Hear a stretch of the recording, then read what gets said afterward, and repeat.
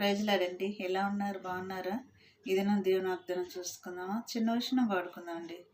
వాడబారని కిరీటమునకై నన్ను పిలిచేను, తేజవాసులైన పరిశుద్ధులతో ఎప్పుడు చేరెదనో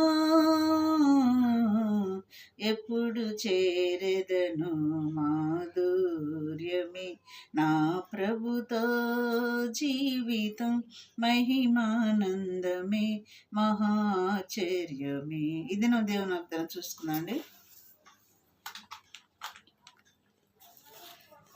ఆదికాండము 14వ అధ్యాయము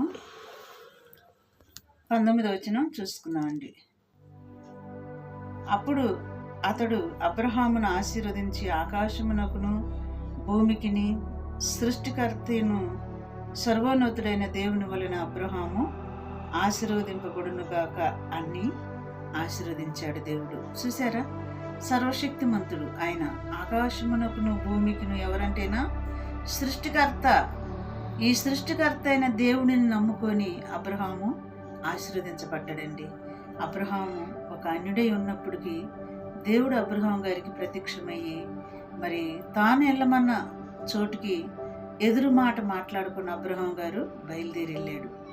అబ్రహాం గారు బయలుదేరి వెళ్ళినాక మరి దేవుడు అతన్ని ఎంతో ఉన్నతమైన స్థితిలోకి ఆశీర్వదించాడండి. అబ్రహామును ఆశీర్వదించిన సర్వశక్తి కలిగిన దేవుడు మనల్ని ఆశీర్వదించడా?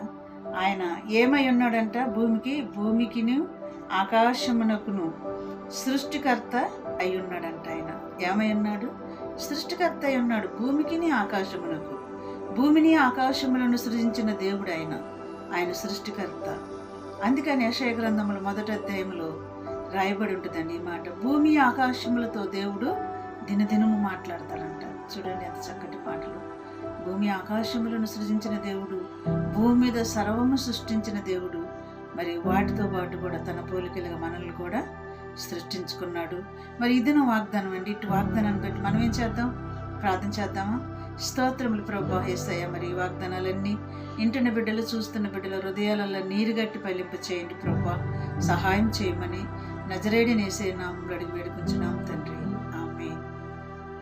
God bless you.